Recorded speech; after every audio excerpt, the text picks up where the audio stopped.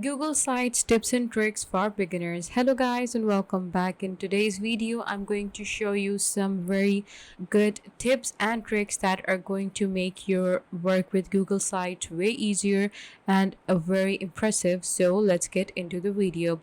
So first of all, you all know what are Google Sites. If you don't know, then Google Sites is a website development software or application powered by Google, and it is amazing. It is very easy to use and it is very friendly. It has like very beautiful features. You can get a domain for yourself using Google Sites, and you can run a website on Google Sites. You can make portfolios, landing pages, and there are a lot of things that you can make using Google Slides. So the preface is very simple, and there are the features are also very easy to use.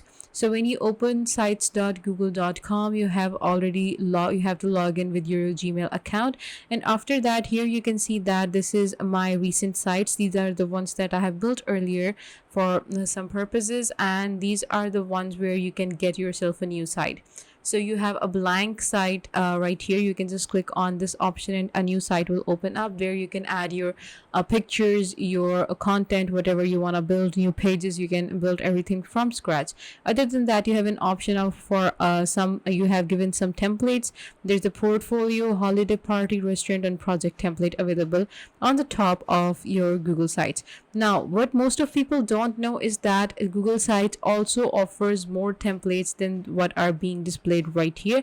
For that, you have to click on this option which says template gallery. When you open that up, here you can see that you have a lot of different options that you can use for you can choose from.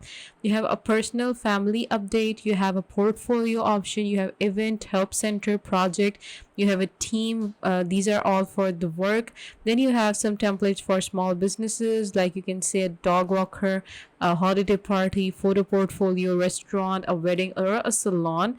And then you have some other options which is for education, class, professors, graduates, student portfolio, and club. So you can see that these are very helpful templates. A template is easier to use because it gives you an idea of where what should be and how many pages you should add, what content should be where. It is basically pre-designed stuff, so you can just go on and edit it and add more things or remove things. It's up to you, but having a pre-designed set gives you a lot of different gives you a grip on your imagination, how you want your website to look. So let's get started and let's choose a template. You can see this is a salon template. I'm just going to choose it and I'm going to edit it to my own website. Okay, so here you can see that now you have some options. You have this heading, you have our header. This is a full header. Then you have in here you have some options that of the things that you can add.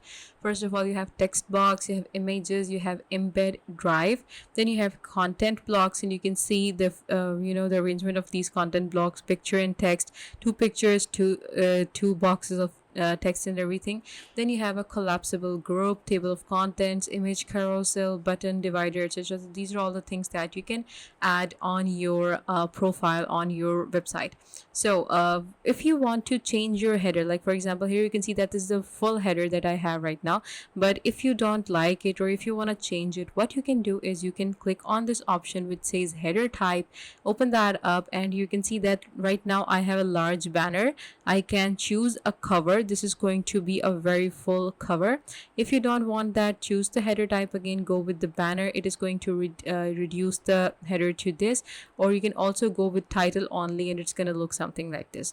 I prefer a large banner or a cover because they look more attractive when you are giving a look. It looks more professional, and I like having more interactive pictures. The more pictures you're gonna it actually depends upon the type of website that you're building, but when you are trying to sell some products or if you're trying to sell services, then it is very good that you add more colors, more attractive colors, and more images, because they keep the interests of the person intact when they are visiting your website. So other than that, there is another thing that I want to show you that most of the people don't know, is that this option which says settings. No one actually goes on and open these settings because they think everything is here. You have inserts, then you have your pages, then you have your themes, so everything is actually here. But in the settings, in these settings option, there are some options that you want to go through. First of all, there is an option of navigation which says mode. So right now I have a top mode, top mode menu. But if I go on and change it to side, then my menu is going to be on the side. Here you can see that these are the three options. Click on that and here you open your sidebar. So if you want to remove everything from the top, make it look more clean, you can choose the side menu option from navigation. Other than that, there is another thing in the navigation which says transparent. So right now I have chosen transparent, but if you want the color to be white, then it is going to keep the first strip, which has the menu or sidebar white. Or if you want to change the color of it to black, you can do that as well. White look, the transparency looks more better, it looks more clean, so I'm just gonna go with that. Then you have a option of brand images. So this is a thing that most people don't know, and people often ask, where should I post my logos or favicon?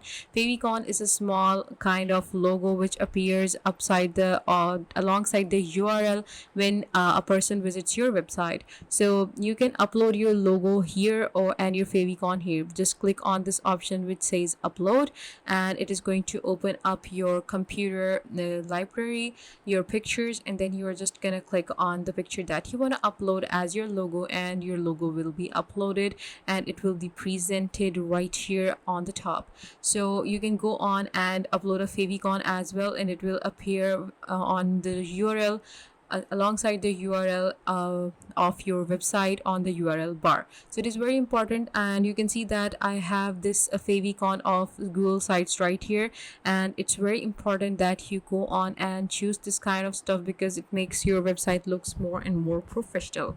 And the third and okay, so there another tip that I have for you guys is also very good, and it is very promising, is that social links. The most of the people don't know where to add their social links, because there is an option like you can add social links anywhere that you want, but there is a more appropriate thing way to do that, is that you add your social links in the footer. So open the footer and click on edit footer. Now go on to your sidebar and click on social links. Open the social links, and here you can see that you can add the link of the social website that you want to add. For example, I'm going to add my, just for the sake of it, I'm going to add my Instagram link right here. I'm going to paste it, and now I'm going to choose the logo for Instagram. You can upload it or you can select it directly from Google Images. So I'm just going to search for Instagram.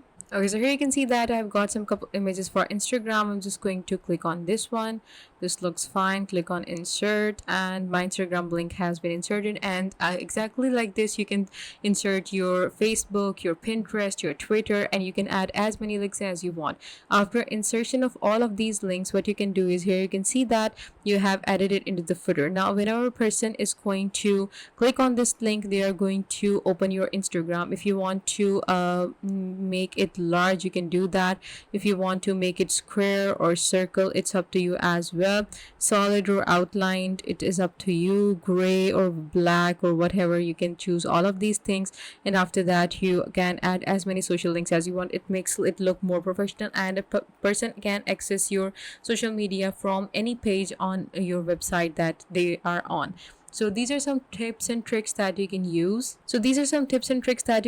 While you are working with Google Sites. Google Sites are easy. They are more. They have good features.